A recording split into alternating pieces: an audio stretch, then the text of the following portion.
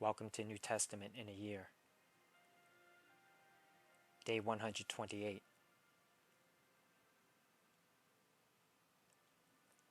Luke 24. On the first day of the week, very early in the morning, the women took the spices they had prepared and went to the tomb. They found the stone rolled away from the tomb. But when they entered, they did not find the body of the Lord Jesus. While they were wondering about this, suddenly 2 men in clothes that gleamed like lightning stood beside them. In their fright, the women bowed down with their faces to the ground. But the men said to them, "Why do you look for the living among the dead? He is not here. He has risen. Remember how he told you while he was still with you in Galilee. The Son of Man must be delivered over to the hands of sinners, be crucified, and on the third day be raised again." Then they remembered his words.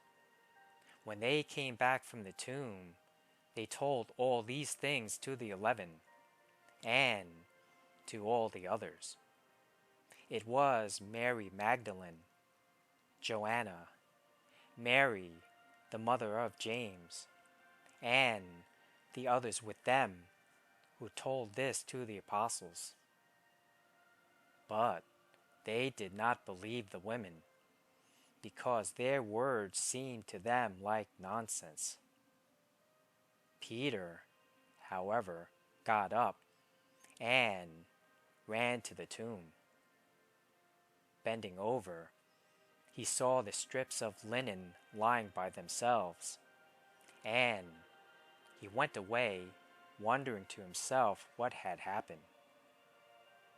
Now, that same day, 2 of them were going to a village called Emmaus, about 7 miles from Jerusalem. They were talking with each other about everything that had happened. As they talked and discussed these things with each other, Jesus himself came up and walked along with them. But they were kept from recognizing him. He asked them, "What are you discussing together as you walk along?" They stood still, their faces downcast.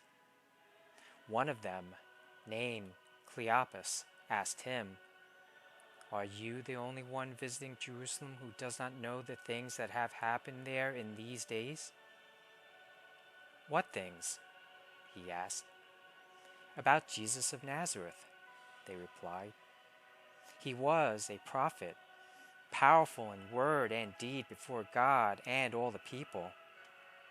The chief priests and our rulers handed him over to be sentenced to death, and they crucified him.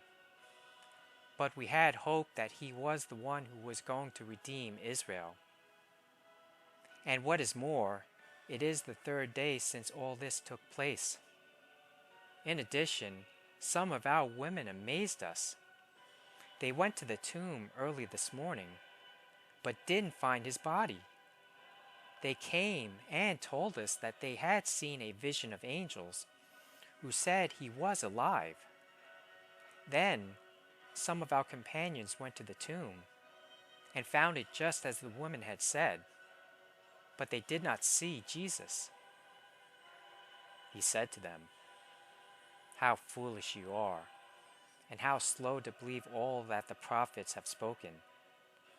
Did not the Messiah have to suffer these things and then enter his glory?"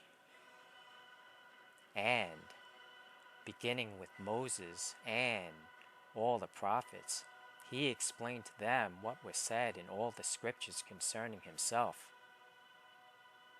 As they approached the village to which they were going, Jesus continued on as if he were going farther. But they urged him strongly, "Stay with us, for it is nearly evening. The day is almost over." So he went in to stay with them. When he was at the table with them, he took bread, gave thanks, broke it, and began to give it to them. Then their eyes were opened, and they recognized him, and he disappeared from their sight. They asked each other, "Were not our hearts burning within us while he talked with us on the road and opened the scriptures to us?"